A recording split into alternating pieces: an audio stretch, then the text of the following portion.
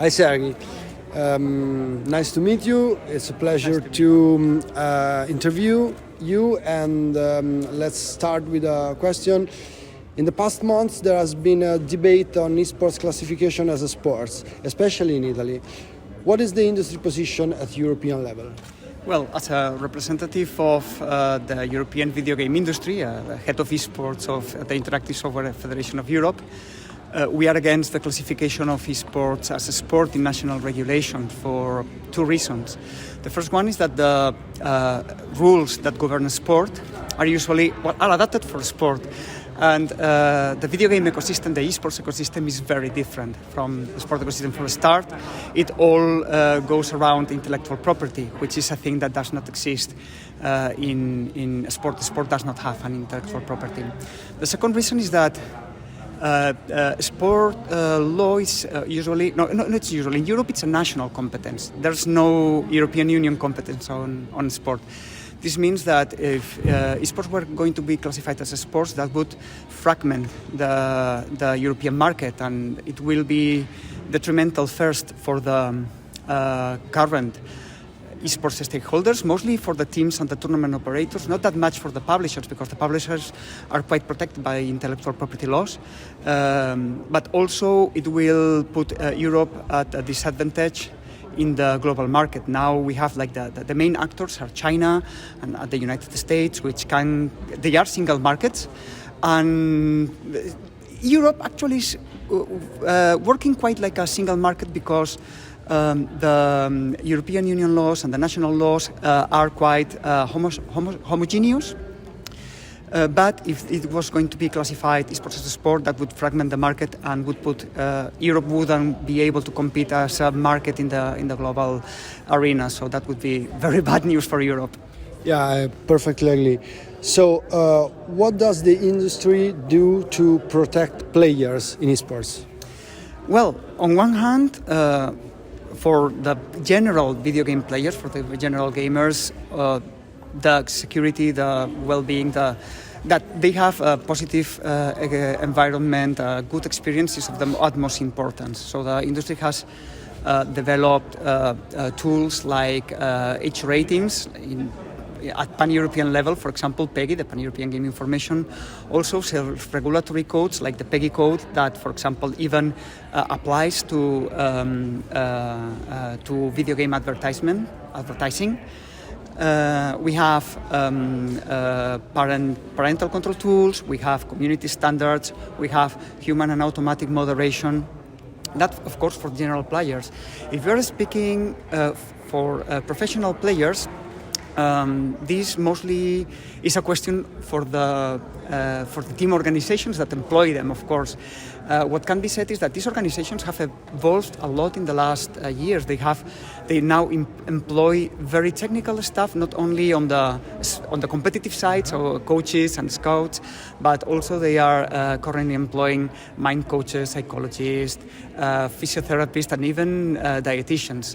This means that there's a concern on the well-being of pro players, which is, of course, also related to the results. It's obvious that well-managed players lead to good results, but managed players usually lead to bad results.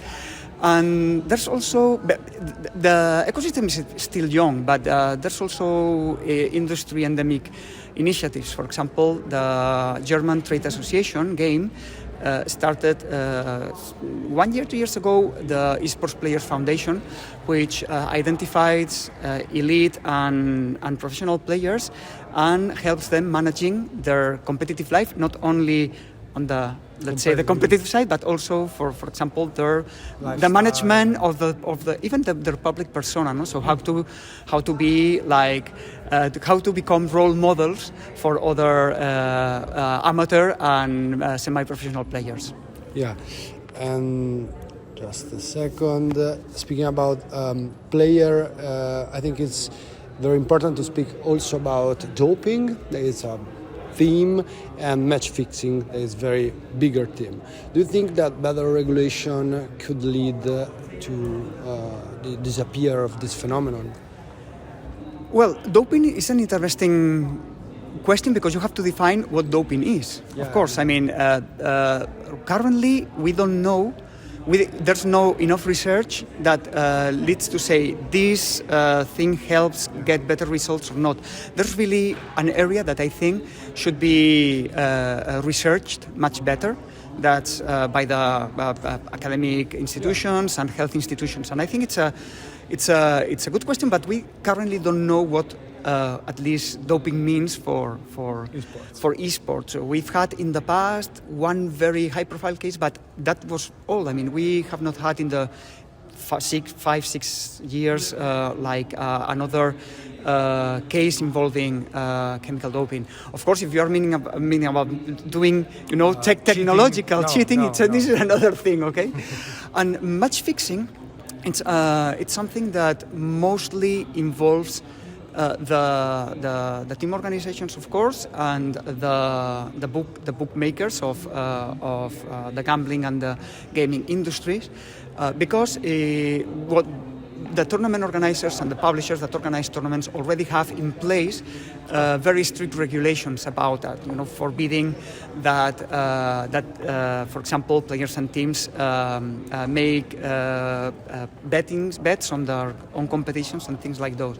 But it's of course a topic that has to be discussed not only at the video games industry level, but also at the gambling industry level. And actually, this debate already exists, for example, in organizations like the Esports Integrity Commission. So there's already an ongoing conversation, and happily here in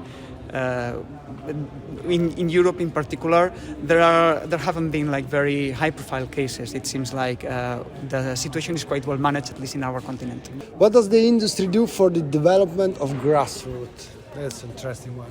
Well, at industry level, not much can be said because this competes to the individual publishers. But there's some general things that can be mentioned. For example, most publishers, for example, are very open for their players, their fans, their influencers to use the intellectual property so they can make fan-made content, and they can even monetize it in platforms such as YouTube and Twitch. So for the publishers in general, it's they understand how important it is for the community to be able to make content around the game and the gameplay, and to distribute and to share it. So this is one thing that helps grassroots a lot.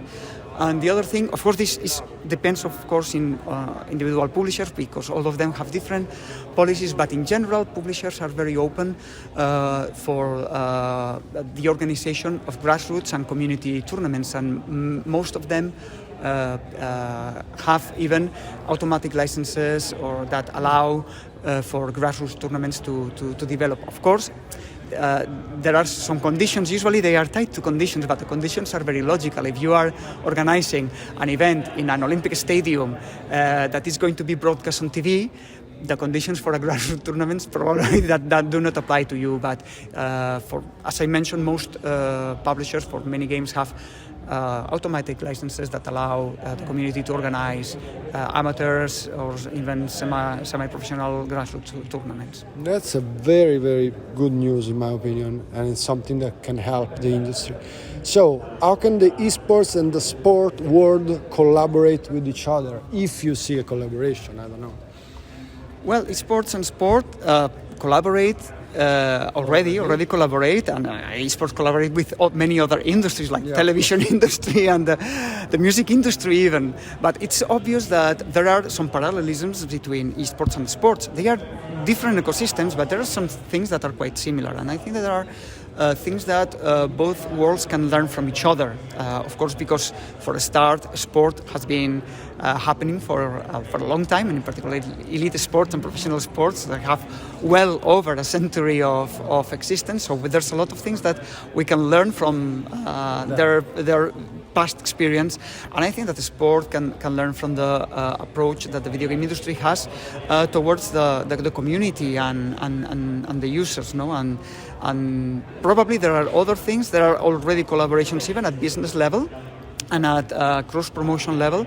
So there's a lot of field there, but it's mostly, in my opinion, a matter of learning from each other and, of course, of commercial opportunities that could arise. Okay, last question, and thank you already for your patience. Given your experience at European level, what are the most important drivers for the development of a local esports ecosystem, and how could Italy exploit its full potential as an esports hub? I'm really interested in this one. Yes. There are things that are like very general. Okay, we see that, for example, good internet connections is like one of the most important things to develop at a grassroots or a national, territorial ecosystem. We see how the places in the world that have best internet connections, they usually coincide with the friendliest esports markets, like Central and Northern Europe, North America, and Eastern Asia. But of course, another very important thing is that there aren't roadblocks that prevent esports operations. And I've spoken in the past to many esports operators here in Italy. And for example, one of the things that seems to be blocking the development of a bigger sector in Italy is the regulation around prizes contests. And this is something that, for example, happens as well in Japan. Japan is a territory that has a huge video game culture and very good internet connections, but the esports ecosystem is very, very small, and they also have a very restrictive laws on prize contests, and usually people relate both things. So I think that the elimination of barriers would be very important. We have an example in France. In France, until 2017, when they published the new digital law, there was legal uncertainty of whether esports could be considered a game of chance of gambling. And with the publication of Loi pour une République numérique, the digital law, so they said, well, esports is not it's not gambling, it's not a sport as well, and this eliminated a lot of uncertainty. And we have seen how the elimination of this block has meant that in France, that in some aspects was quite behind before that, has grown immensely in these past 3-4 years. So the elimination of this roadblock would be important idea. The Italian Trade Association has a plan to develop the Italian ecosystem. It's on their website. They published it some months ago, and I think it's a very good plan that shows a very good direction in which the Italian ecosystem could develop. Thank you very much, Sergi. Thank you very much for your time. And here for Esports Mag, Simone Aguilera Trimarchi. Thank you, everyone, for watching.